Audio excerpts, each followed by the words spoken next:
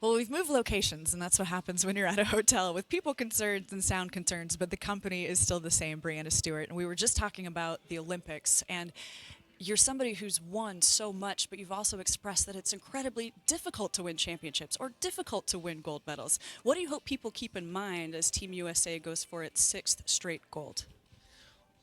I think that, I hope people keep in mind the fact that it's not as easy as it looks. A lot of times people say it looks easy and that kind of thing, but, knowing that we're getting together July 23rd, that's the first time that our entire team is getting together to practice, and we go to Rio August 3rd.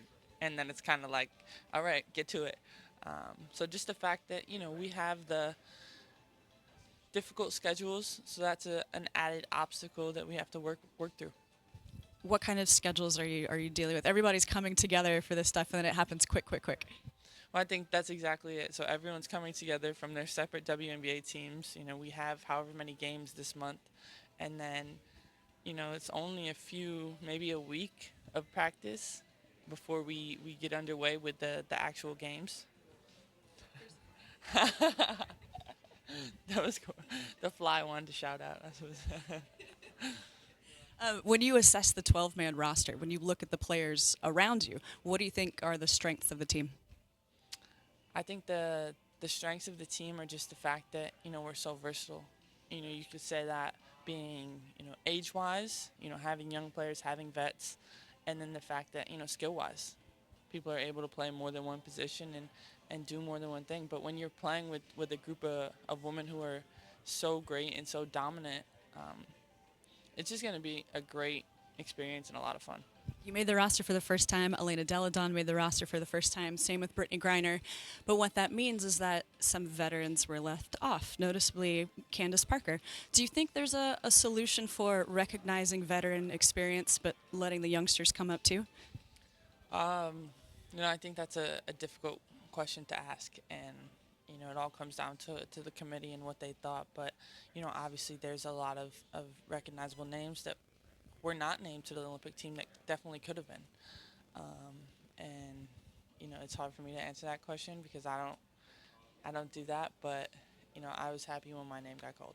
Maybe a better question for the committee. And Geno Oriema, who said he did have a little bit of a say in who was on that roster. What will it be like playing for your old college coach? I'm so excited, to have the chance to go back and play for him, even though it's, not even 3 or 4 months out. But, he's the best coach in the game. And, in order to be great, you want to be coached by him. Now that you're Breanna Stewart, the pro, do you think it'll be different playing for him as Breanna Stewart, the college kid? I think it'll be a little different just because the fact that I'm not in college anymore and, I'm a professional. But, the way he structures his practices and what he wants out of the players are the same. He just, expects that he doesn't have to tell them or continue to remind them of simple things. When you and Geno talk, what do you guys usually discuss?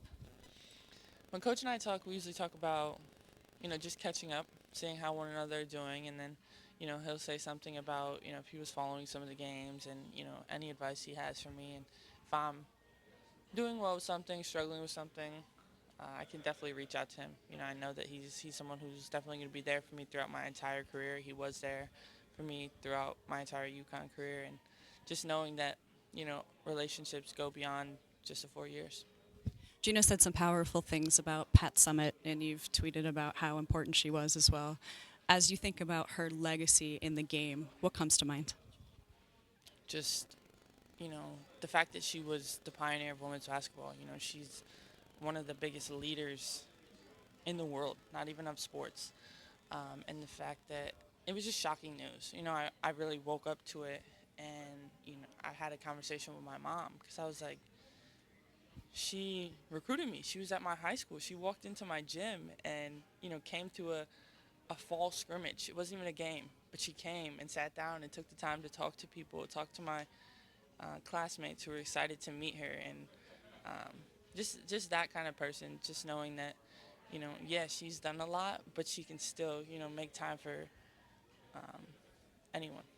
A lot of people in and out of the basketball world have been writing about the one time, say, Pat Summitt looked at them, right? Like a glance in the hallway or said, "Hey, how you doing? I'm Pat." Like people remember those moments. Do you have a moment where you remember an interaction with her that touched you?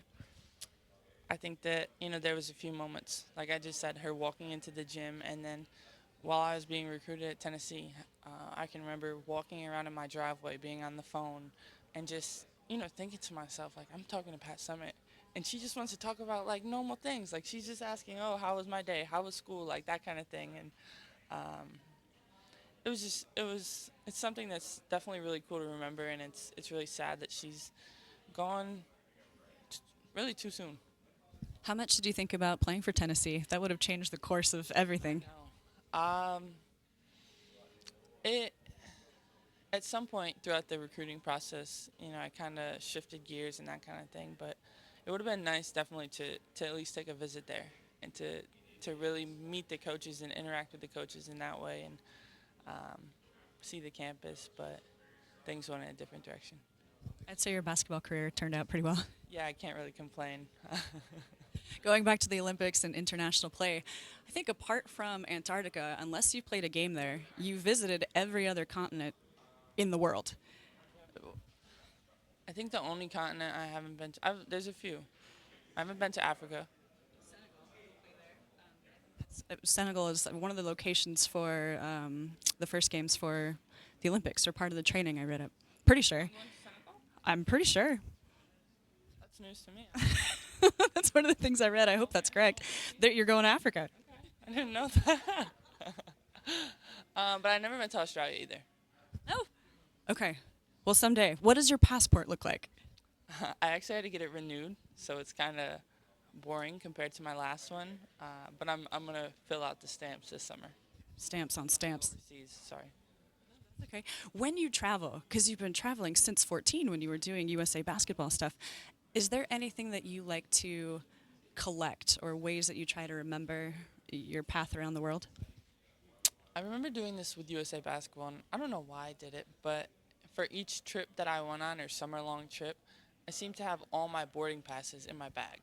And it was kind of cool because you took it out and you would see that, you were in all of these different places.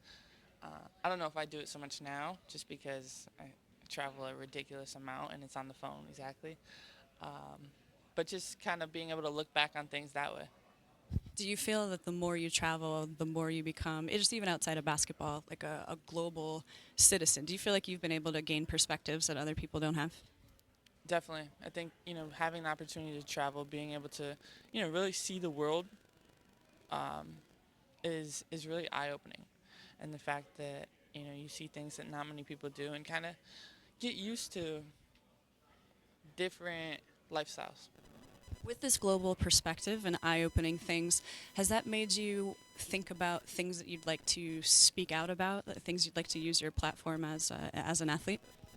Well, I think there's a lot of things that need to be spoken about, and use my platform and that kind of stuff. And, that's one thing I wanted to do with the whole Orlando shooting.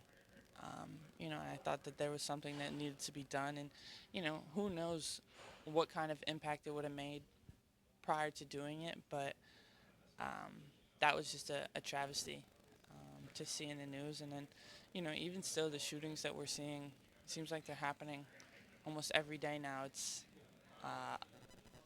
mind-boggling, the fact that it's continuing to happen.